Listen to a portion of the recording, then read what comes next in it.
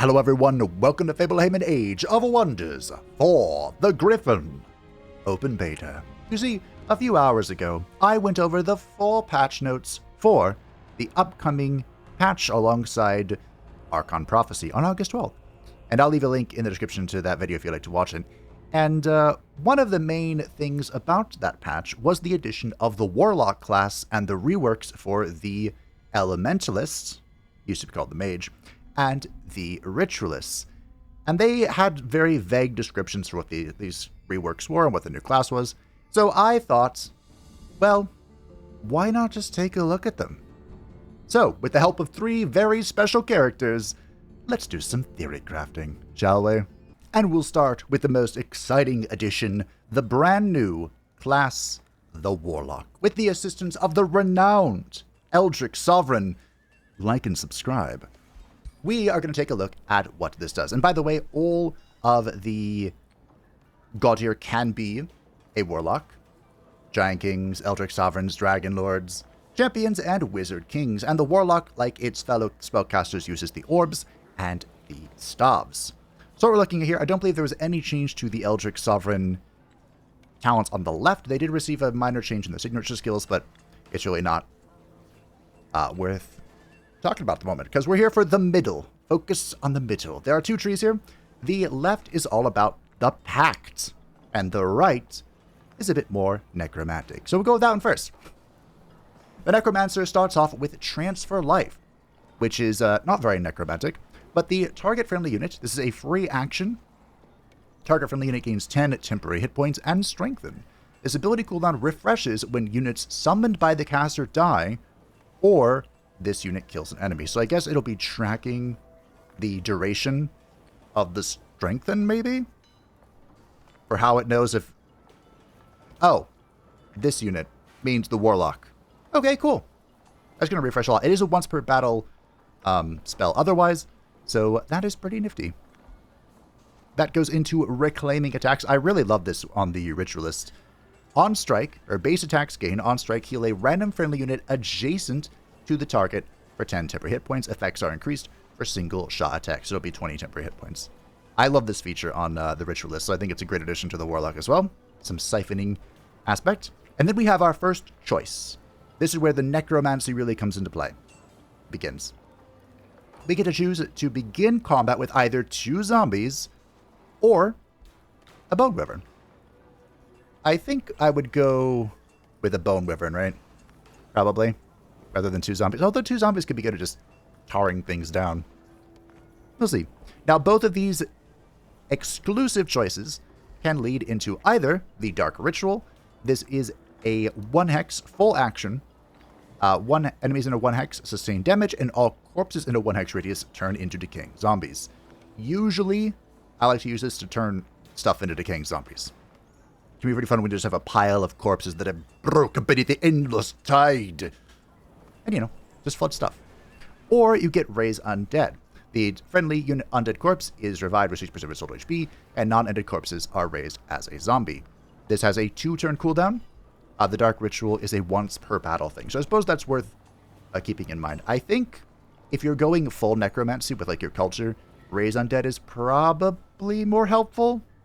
But if you're not, Dark Ritual is always fun. Dark Ritual is also always fun. So on the note of Dark Ritual leads into infested summons. The units summoned by this hero have the aura of disease. They are immune to disease, and the hero himself is also immune to disease. I believe this is already in the game, so this is nothing new. The middle trait, so both of these lead into Graceful Servant. Whenever a friendly unit dies, this unit gains Grace, which seems pretty strong. And Raise Undead leads into Unstable Summons. Summoned units gain Decaying Dissolution. When this unit dies, adjacent enemy units suffer 10 blight damage and 1 decaying.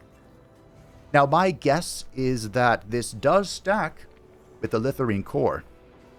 So you can just throw your summons away and, you know, big boom. By the way, decaying was changed. This is now 3 blight damage per turn, stacking up to 4 times, and the unit receives minus 25% healing, stacking up to 4 times. So instead of once you have decay, you just couldn't heal at all. Now it's reduced until it reaches 4, and then it is fully countered. And regeneration will now counter decay, which was a phenomenal change. This will no longer just completely ruin your experience. And the apex of this little talent tree here is Claim Soul. This is a 1 AP 30 damage. Deals damage to target unit. On target killed, heals the caster for 20 temporary hit points. The target non-hero unit is immediately revived as a Whiteborn on the caster's side until the end of combat, and caster refreshes all ability cooldown. This is basically the mage just had something like this. It just didn't bring anything back from the dead. It's basically that. Magic, single shot, cannot be refreshed. Oh, that's interesting. Okay. So it is a once per battle for realsies sort of thing. So that's the little necromancer tree. It, yeah, not too shabby. They didn't go all in on the necromancy aspect, but I think it is improved because it was kind of just like a complete side feature of the Ritualist. But, of course, that's just necromancy. We got the good stuff out of the way. Now let's talk about the slightly more nuanced thing. And that, of course, is the Pact. There are 2 pacts that are mutually exclusive. You can choose either the Blood Pact, which leaves you with 1 action. Link with the target-friendly unit. While active, target gains. Any damage dealt to the caster is dealt to this target as well. And the caster gains 20% damage. Ignore 2 status resist. So the point of this is not so much the damage being duplicated is a penalty. The point of this is to get more damage for yourself. So are you a selfish Warlock?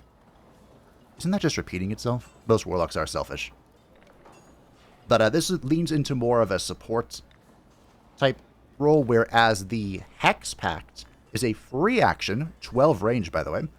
Link to target enemy unit, and each turn the target will suffer 1 misfortune, 1 sundered resistance, and 1 sundered defense, with a 2-turn cooldown. So instead of linking to an ally and buffing yourself and later the ally, you are trying to target an enemy, and you have doomed that enemy. You're hexing them from D&D.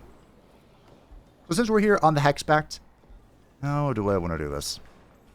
The Hex Pact leads into the Hex of Broken Spirit. The target suffers -10 morale each turn, as well as all of the previously afflicted. And it also leads into Hex Seeking Bolts. Attacks and debuff abilities against the target of the Hex Pact always hit, and ignore 3 status resistance against the target of Hex Pact. This could actually be super useful for just like straight up ignoring Wind Barrier and whatnot. Okay, pretty cool.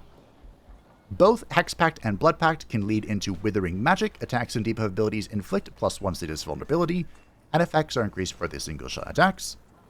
And then the Blood Pact leads into Pact of Eternal Servitude, where Blood Pact, the target gains Lifesteal and Resurgence. So your damage is being duplicated. Any damage the Warlock takes is duplicated on the target, but their target is now going to heal himself. And if it dies, it'll come back, assuming you win. That's a nice little insurance. That leads into Culling Magic. Attacks and debuff abilities gain +1 bite damage per negative status effect on the target. Okay, cool. So a huge dot. I'm a little worried. We'll see how it all pans out, of course. But I am a little worried about debuff and damage over time effect builds in this patch, because there's a whole lot of new sources of remove and negative effects. So, we'll see. But typically, I'm a huge enjoyer of debuffs and damage over time, so could be great. Blood Pact leads into Siphon Blessing. This is a 1 AP, always hits 3 range, steal all positive status effect from the target unit. See what I mean? We're really playing with status effects now, which could be great. It could also be frustrating. We'll see. That is mutually exclusive with Curse.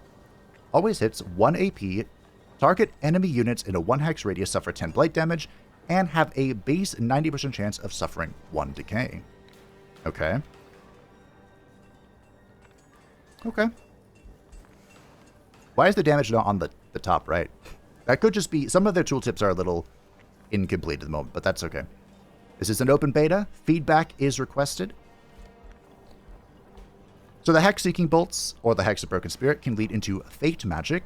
Magic attacks and abilities gain a 90% chance to inflict misfortune for 3 turns. Don't forget, the Hex Pact is already inflicting misfortune, but now it's on attacks and debuffs. And the Hex of the Broken Spirit can lead into Draining Magic, where magic attacks and abilities gain Morale Drain. Isn't that nice? I want more Morale Drain.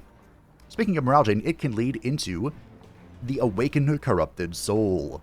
For range 1 AP, summon a tier 3 corrupt soul next to a target enemy with low morale or worse. So this really leans into the Tome of the Doom Herald and the Order one with the Tyrant Knight. It was getting a slight rework. Much needed, by the way. The Draining Magic and the Fate Magic both can lead into Feed on Despair, which gives you Cruel. Whoops. Gives Cruel. Which is a 30% bonus damage against units with morale of low or worse. And when any enemy unit fumbles, this unit gains +5 max HP until the end of combat. When I saw this, honestly, I feel like the Warlock would make a decent caster that could be in melee as well. But as far as I'm aware, it's just staves and orbs. No swords and boards. Weakening Magic. Attacks and debuffs gain a chance to inflict weakened. Not that exciting. The Siphon Blessings can lead into Sundering Magic, which is a 90% chance of inflicting plus Sundered Resistance for 3 turns. Okay. And Culling Magic can lead into Warseeker. Warseeker is fantastic. They've nerfed it, but it's still good. So, if you're looking for a damage Warlock, I would highly suggest this side of the tree. But of course, you can do whatever your heart desires. Speaking of Warseeker, it leads into Decaying Magic. Attacks and debuff abilities have a base and 90% chance of inflicting Decay. There's a whole bunch of new Decay synergies with the way after they change this. We'll see how it does. Sundering Magic leads into Resistance. +1 Resistance and +2 Stage Resistance. This is one of the only just like blanket stat increases for the Warlock. But Stage Resistance is always nice. The Weakening Magic leads into Tuned Magic, where magic attacks now ignore 1 status resistance. See? It's always good, both to have and to completely ignore. Both Weakening Magic and the Feed on Despair can lead into Chaos Magic. Magical attacks inflict guaranteed +1 weakened, sundered defense, or sundered resistance against targets already afflicted by that status effect. That's a little weird, but more debuffs, more good. And last but not least, the Cruel and the Corrupt Soul can lead into Willbreaker, which gives Vicious Killer and Willbreaker. Unit kills enemies. Enemies within 3 hexes of the target suffer Weakened and Remorse. You could really go heavy on the morale breaking here. And speaking of morale breaking, Willbreaker leads into Bend Broken Will. The target enemy unit with low morale or worse has a base 120% chance of becoming dominated. Nice. Nice. Chaos Magic and Tune Magic can lead into Disenchanting Magic. Attacks and debuff abilities dispel 1 positive status effect. See? These aren't removing negative effects, but they are removing positive effects. The Tune Magic or Resistance, so the trees are coming back together, can lead into Empowered Pacts. If you use Hex Pact, the target suffers disrupted while active, so you can pick a target and completely disable all their enchantments. I'm sure that won't be infuriating. And for the Blood Pact, the caster and your friendly target will gain 20% critical hit chance. I am a fan of the Blood Pact. Big fan. And over here on the far right, the Resistance and the Decaying Magic lead into Ritualized Focus. If the hero is not engaged in melee when its turn starts, then it gains +1 range on magical attacks and abilities until it moves. A little bit of the Ranger tree found its way sprinkled in to our beloved Warlock. And speaking of, the apex talent is Infectious Affliction. 5 range, 1 AP, target enemy unit, and all connected units, so presumably units that are standing adjacent, gain Afflicted for 3 turns and gain Disease. I believe this is the first time we have seen Afflicted outside of the Tome of Alchemy. I could be mistaken. That sounds right. That's pretty cool. That's pretty cool. It is a once per battle ability, and it cannot be used when in enemy zone of control. So that is the Warlock. That is the Eldritch Sovereign. Like and subscribe. I thought myself far too clever when I did that. But anyway, I'm a big fan of this. This gives us a class that's really focused on morale bombing. Previously, I think it was only the Warrior. Like the Death Knight had a little bit of it. They could, whenever they kill somebody, they had this Willbreaker thing. But this is the first dedicated, like, full morale. We have a little bit of funny shenanigans support stuff, and of course, necromancy. I'm very excited to try out the Warlock and see what she has to offer. If you open what you think of this new class coming in the Griffon update. So now that we've gotten through the new, we've seen the new fancy schmancy thing, let us revisit an old friend. We have seen the new eldritch powers of the Warlock. So now, let us revisit Mage, now titled Elementalist, with definitely not Deathwing.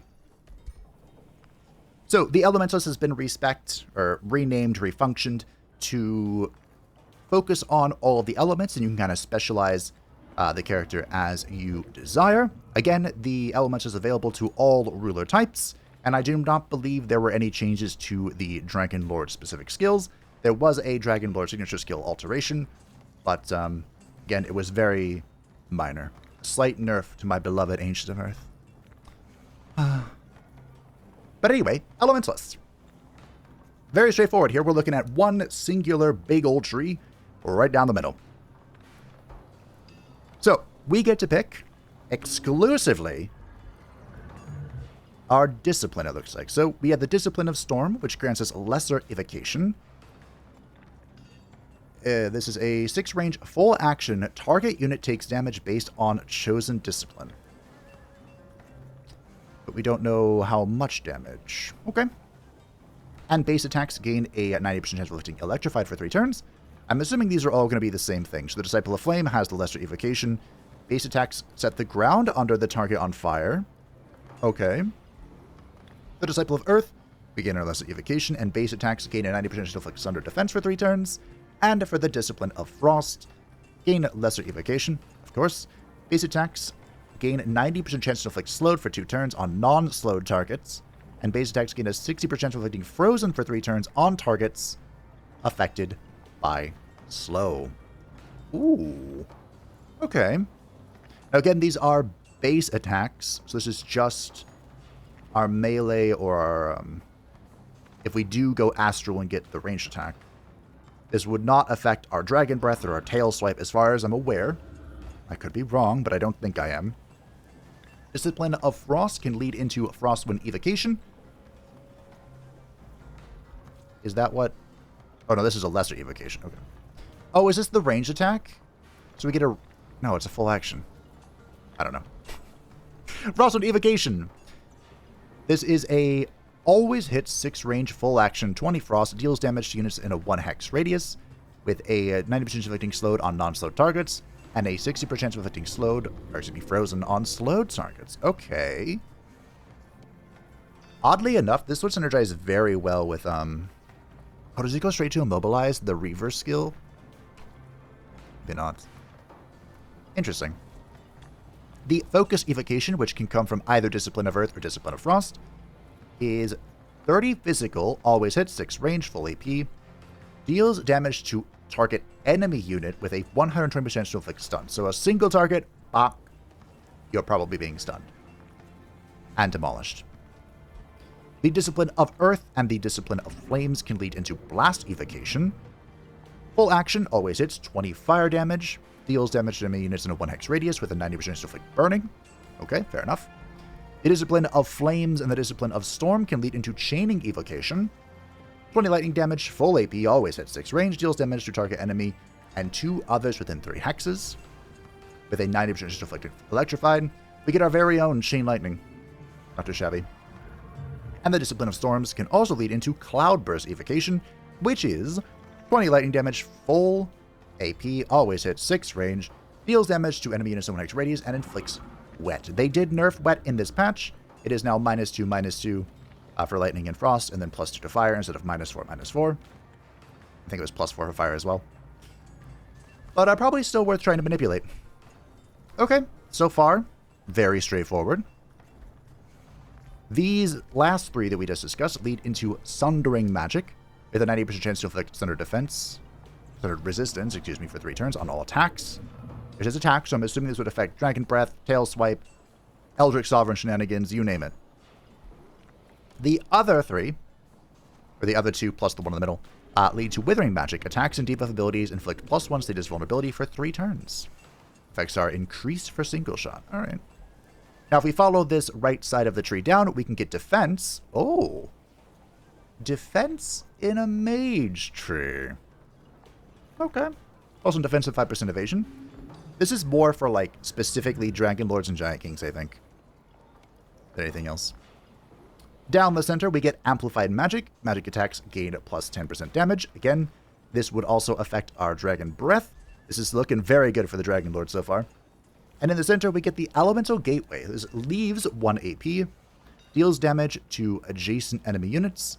The unit then teleports to target hex. Damage type is based on the chosen discipline. Okay.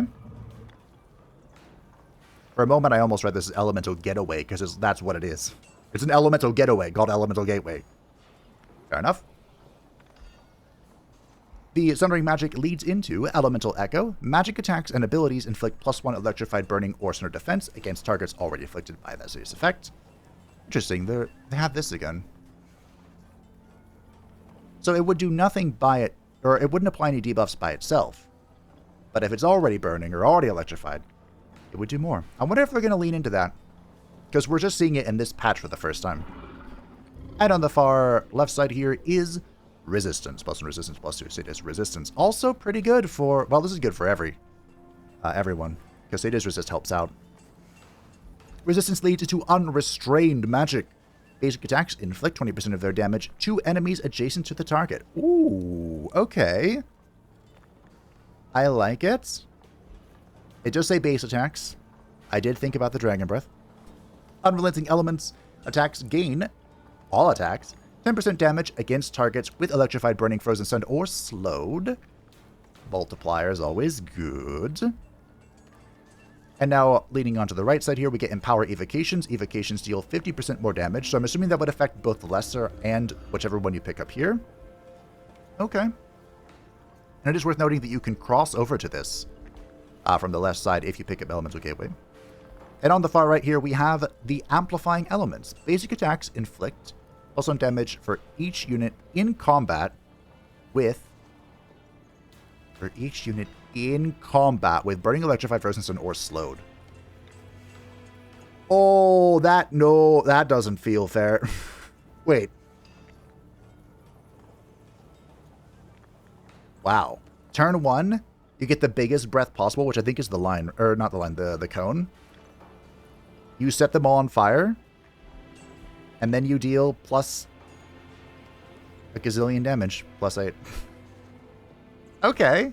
I like the potential of this. I'm not sure how realistic that is, but I like the potential of it.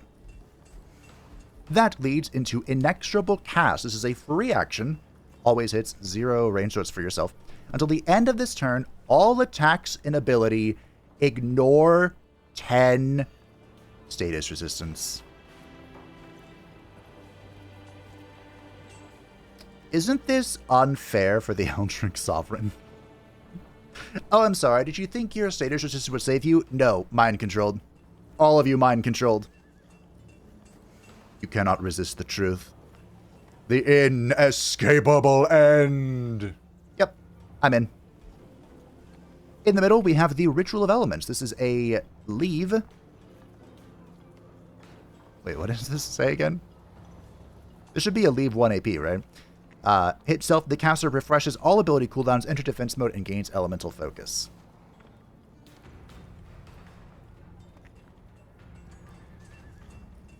I'm confused by the AP distribution here, because this is saying you need to use 3 AP, but you'd be left with 1.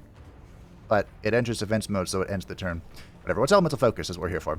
If this hero is not engaged in melee when its turn starts, then it gains 20% damage on its magic attacks and abilities until it moves. Team, I might need to do another Dragon Lord run. Maybe Deathwing, or definitely not Deathwing, should become Deathwing. Oh my. By the way, there has been no mutual exclusivity since the beginning. In fact, there is no more. So you can branch out and grab a whole bunch of this stuff. Conjure Lesser Elemental Spirit. Really? Summon a tier 1 spirit unit based on this hero's chosen discipline on the target hex. Lesser Elemental this deep? Oh. It immediately upgrades into Greater Elemental. You know what? That's fair. That's on me. Could have kept reading. The Ritual of Elements leads into the Mastered Focus, which improves the Ritual of Elements, granting Mastered Focus instead. If this hero is not engaged in melee when its turn starts, then it gains plus 20% damage and plus 1 range on its magical attack abilities until it moves. Yep. And the Inexorable Cast leads into Inexorable Prowess, which improves Inexorable Cast. Now grants all attacks and abilities ignore 3 status resistance until the... No, excuse me, ignore 3 resistance until the end of the turn. Okay. So baseline, ignoring status resistance just makes it more likely to inflict negative status effect. This is reducing resistance, which I believe will also affect status resistance, if not. But it's just, you do more damage. Nice, by a percentage. So when you have 3 resistance, like I do currently, that is a 27% resistance to non-physical damage. That would be erased. 27% more damage. Nice. All of these lead into Elemental Mastery. The hero gains Elemental Mastery. Damage channel is based on your chosen discipline, so the Discipline of Storm gains plus 4 lightning resistance, and base attacks gain plus 2 lightning damage. The Discipline of Fire gains fire resistance and bonus fire damage. The Discipline of Earth gains 2 defense and 2 physical damage, and the Discipline of Frost gains 4 frost resistance and plus 2 frost damage. You can go absolutely mental with the Dragon Lord on just having all the resistances, because your transformations affect this as well. Okay. I think my screen gets darker because I'm staring at the same thing. I hope it hasn't been too noticeable. So, this leads into 4 new choices. We'll go clockwise. So, Withering Blizzard always hits for range, full action, 10 frost damage, deals damage to enemy units in a 2 hex radius, and inflicts weakened. 4 weakened for 3 turns. Wow. The Discipline of the Frost gives it frozen. 90% chance to inflict frozen on slowed targets, or it inflicts slowed. And it inflicts slowed. Huh. Do you think it inflicts the slow first and then does the frozen check? Because that would be so funny. This is a once per battle thing as well. The Sundered Earth always hits for range, full action, 30 physical damage, deals damage to enemy units in a 1 hex radius, inflicts 2 sundered defense, and targets are knocked out of defense mode and lose all retaliation attacks. There is something that says requires a Discipline of Earth, so there may be another feature that's not listed here. Again, the tooltips they're mostly done, but a few things are still wonky. Once again, once per battle. Wildfire always hits for range, 30 fire damage, full action. Deals damage to target enemy unit, inflicts 4 burning, and this effect will cascade to adjacent enemy units and repeat itself. Once again, it requires Discipline of Flames here, but it's not showing anything. Maybe it just means you have to have that discipline to get this skill. That seems odd, but I also see it. This, by the way, is basically one of the signatures, not signature, but Ascendant skills. That thing. I think Smaug has it for us. And last, but certainly not least, Lightning Bolt. Always hits 1 range. Oh, it's a line. 20 lightning damage, 1 AP, deals damage to enemy units in a 6 hex line, inflicts 2 electrified, and lightning jumps from each target hit to another enemy within 2 hexes. Ooh, so it is a line ability, but it can bounce off the line to Zippity Zap. Wow. Having Lightning Bolt and the line breath, that could be a ridiculous combination. Just sheer, I'm a fire in my laser type damage, you know what I mean? So that is the Elementalist, the new mage. I think this is cool. Of course, I think I have to get my hands on it to really, play around with it to really see how I feel. But, I like it. This is far more focused on just raw damage, and you can kind of really change how you want to deal your damage, which I think is really cool for adding. That was kind of their goal, is to improve replayability. And I mean, you can definitely go all in on specific caster types now. So that was the Elementalist. Good fun, big damage. I have high expectations, specifically toying around with stuff with the Dragon Lord and the Eldritch Sovereign. even the Giant King. But with the completion of the Elementalist, definitely not Deathwing has fulfilled his duty. And now a very special guest joins us to take a look at the Ritualist. For the Ritualist rework, Egypt's goodest boy joins us, Anubis. But we have been robbed of a glorious meme. Because I'm on the new patch, I turned off all my mods. Most of my mods are cosmetic, so Anubis was a floating head. And that was what I wanted to showcase. But the power of editing can show you what it looked like. So just pretend we're talking to a floating head, and let's take a look at the new support-dedicated Ritualist. The Ritualist had like the mixed role of a summoner, with necromancy, with healing. And now it's just a healer. It's kind of like a druidy healer. So we have the two trees on the right and the left. We'll go over the right one first because it's the simplest. And the one you'll probably see the most utilized with the Ritualist. We can choose from two different heals. They are mutually exclusive. We can get Restore, which is a single target heal for 30 temporary hit points. Also removes all negative status effects, by the way. Very nice. Pretty good. 2-turn cooldown. Or we can pick up Rejuvenate. This is a 1 AP, 1 hex radius heal for 15 temporary hit points and have 1 negative status effect removed. By the way, they made a change where if you're removing like 1 to 2 negative status effects and your target is afflicted by a number of status effects, including Mind Control will always be dispelled first. Phenomenal change. 10 out of 10. Love it. Rejuvenate leads into Enhanced Rejuvenation. Rejuvenate gains friendly units gain +1 regeneration for 3 turns. You can build yourself into a proper nymph now. Both heals lead into Restore Strength, where Restore gains +3 Strengthen and Rejuvenate gains +1 Strengthen. Of course, you're healing in a 1 hex radius is not fair. To also be able to apply 3 Strengthen. Also would be very strong. Heal leads into Enhanced Restoration, where Restore heals +20 temporary hit points. That is a fat heal, 50. My goodness. Enhanced Restoration leads to Bolstering Support. Support abilities grant +1 bolster resistance to affected units. The Restore Strength leads into a new skill, Decompose. This is a 4-range free action. Destroy the target corpse and create a flora obstacle on the target hex. Friendly units in a 2 hex radius gain 10 temporary hit points and gain regeneration for 3 turns. I actually think this is incredibly flavorful, and it sounds like one of those niche skills that no one would really use, but I actually think it's going to be very good. In fact, I think this is going to be exceptional. So, keep an eye out. Enhanced Rejuvenation leads into Hardening Support. Support abilities grant +1 bolster defense to affected units, which leads into our next mutually exclusive skill, Polymorph. Polymorph. 1 AP, 4 range, target non-hero enemy, base 90% chance of transforming into a weakened tier 1 animal for 1 turn. 3-turn cooldown, and it is mutually exclusive with Reincarnate. This is a full action.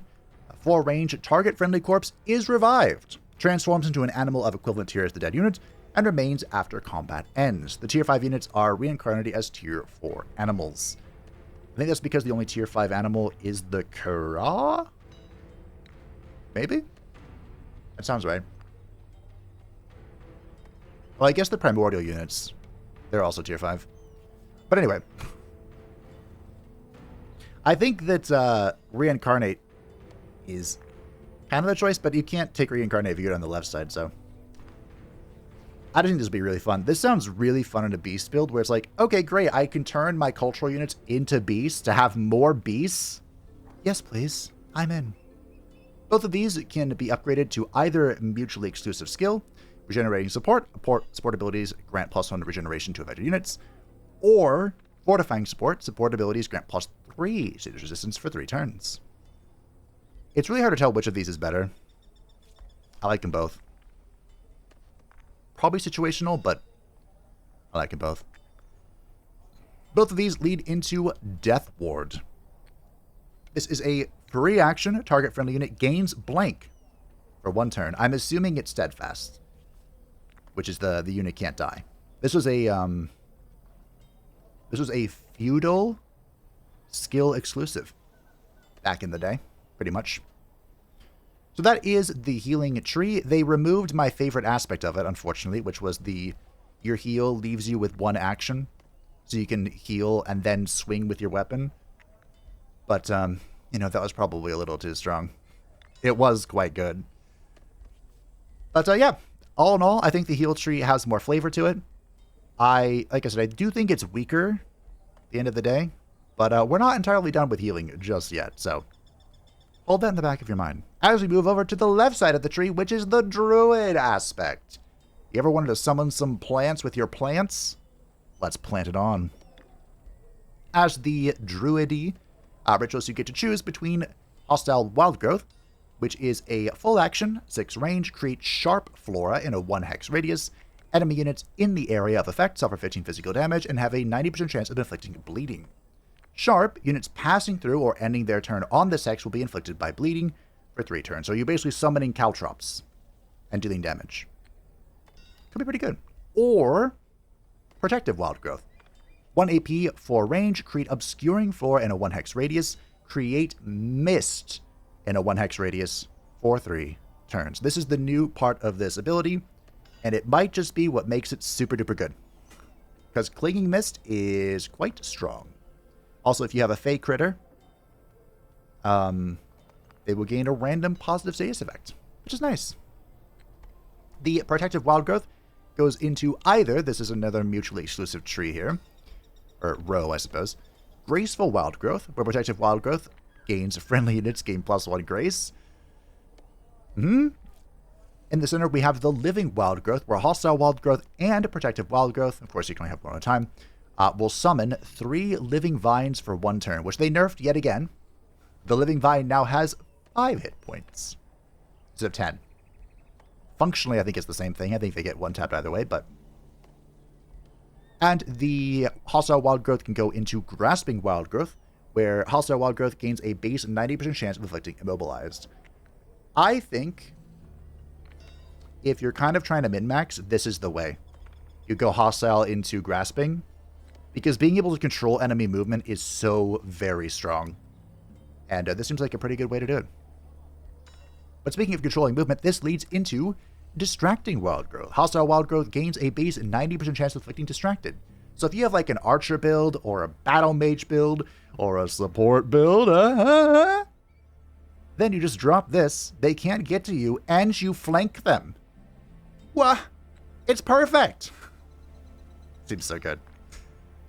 Both living wild growth and grasping wild growth lead into weakening magic, where attacks and debuff abilities gain a 90% chance of inflicting weakened for 3 turns. Living wild growth and graceful wild growth can lead into fey growth. This is a fun one. At the end of the unit's turn, gain obscured until moved and create obscuring flora in adjacent spaces. Does not work in water battles. So, if you stop moving, if you have the Tome of the Fey, and you stop moving, you are Fey-misting yourself. Or buffing yourself. And you create obscuring flora in adjacent spaces. This can be used to... Can you... Okay, so you decompose a corpse. Never mind. But if you have the... What's it called? The goat thing. We can eat flora. You just generate free health for your team. This could be fun. And or annoying. I haven't decided which yet. And the graceful wild growth leads into attuned wild growth. Protective wild growth gains... Friendly units gain true strike. True strike. It is also worth noting, I believe, true strike is what counters the new precognition. Okay. I might have to change my mind here. I really like the hostile wild growth into grasping, distracting thing, but I mean, true strike. Ooh. That leads into Awakened Entwined. This is a 1 AP, target floor obstacle transforms into Entwined Thrall under your control. The summon lasts for 3 turns. So if you do go Fey Growth, you're standing around spawning flora, which you can then turn into units. And if you have a Horned God with you, they can also do it. Free summons. The Fey Growth and the Weakened Magic lead into Spreading Wild Growth, where Protective Wild Growth or Hostile Wild Growth gains an area effect increase of +1. Cooldown increased by +2 turns. So this becomes a 2 hex radius plop down of either control or support. Alright. And the Destructive Wild Growth and Weakening Magic lead into Life Seeder. This is a new ability as well. Attacks gain 60% chance to inflict Life Seed for 3 turns. Debuff abilities gain Inflict Life Seed for 3 turns. So a debuff is guaranteed. Life Seed is that when this unit dies, it heals a unit on the caster's side in range 4 by 20 temporary hit points. This is not the only source of Life Seed in the game, but there are very few of them because it's a new feature. I think it's going to be pretty fun. Especially if you can control like where you plop them down, or you have like a chain of them going and you drop a huge AoE like an evocation. Boom, boom, boom. Everybody just gets healed. I think this is going to be very strong. I'm really interested to see how Life Seed plays out. I think it's in 1 tome at the moment, but I expect to see this a few more sources of this. So Life Seeder and Spreading Wild Growth lead into Reclaiming attacks. Base attacks gain on strike, heal a random friendly unit adjacent to the target for 20 temporary hit points. Should be 10 temporary hit points. Effects are increased for single shot attacks. This is just like with the Warlock. I love this ability so much. It brings me joy. It has been nerfed, it looks like, because I'm pretty sure it wasn't adjacent. It was like within 2 hex or maybe 3. But it's still probably really good. The Awakened Entwine leads into Awakened Empower Awakening, so the Animate Flora will now summon an Entwine Protector instead of the Tier 1 Skirmisher little Thrall. And both of these can lead into Swift Leader. While Army Leader, units in your army have Swift. This is actually very important if you plan to go full bore on the plants, because this will allow you to ignore slowing terrain in combat. So the Obscuring Flora will not slow your movement as you use it defensively, you know, if you go with the healing side, or if you have to run through it, which you don't really want to because it's sharp, but if you have to, you can move through your own aggressive wild growth safely. Or, you know, if you go Fey Growth, you're spawning stuff near your backline. So both trees converge here at the apex to obtain Rituals of Strength. Support abilities grant +1 strengthened for 3 turns, and debuff abilities inflict +1 weakened for 3 turns. The Ritual of Strength leads into Natural Vitality. The hero gains 20 max hit points. Summons gain natural regeneration. And, or, Rooted Resistance. The hero gains +2 defense and charge resistance. When the unit enters defense mode, these bonuses are given to adjacent allies. That could actually be very good to counter, like, a shock-heavy enemy. If someone's just printing knights from the feudal culture, I mean, this will put a good stop to them. And or Healing Mastery. Support abilities heal 50% more temporary hit points. Is that a 75 HP heal? I think it is.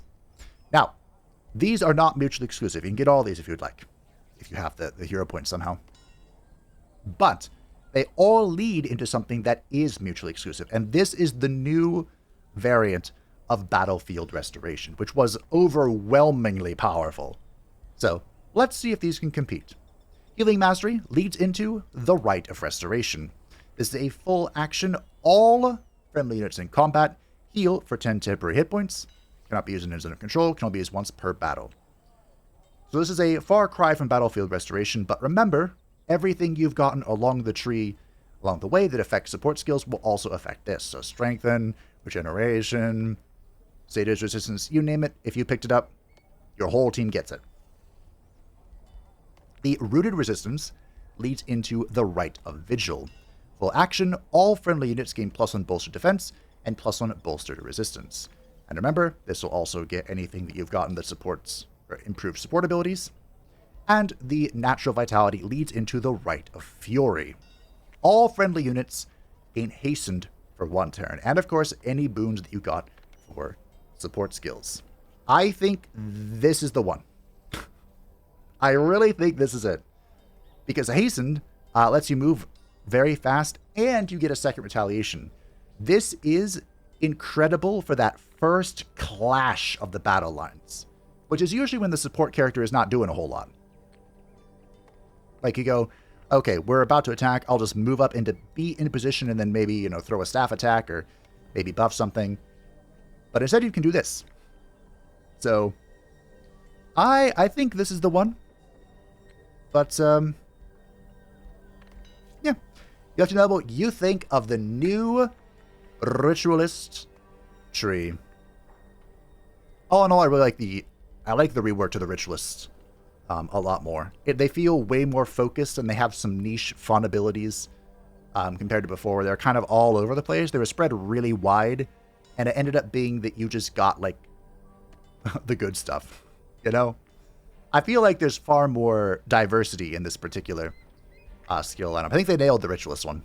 I think the Elementalist one is going to take me a moment to be won over, because Mage could really go crazy when they were supporting a Dragon Lord or even an Eldritch Sovereign. So we'll see if Elementalist can compete. Although I do think it is more like replayable, character created, lore friendly. But my friends, Anubis hopes that you enjoyed this peculiar Theorycrafting videos. I don't do these very often, but it was gnawing away at me. What is the new class, or what is the new class? What are the reworks? I love magic characters. I have to know. And now I do. And so do you. So feel free to let me know what you think of the new magic casters in Age of Wonders 4. Feel free to share what you think about like and subscribe. Definitely not Deathwing and Anubis, who should be a floating skull. But he's not. I'll leave a link in the description to the patch notes if you'd like to read them for yourself. And of course, the video I did reading them all for you if you don't feel like using your eyeballs. Thanks for watching. Thank you to patrons and the channel members who support the channel. I greatly appreciate you. If you would like to stay up to date anything happens on the channel, feel free to join the Discord description down below. And I will see you very soon for the Dev Diary, going over the pretty pictures of Archon Prophecy.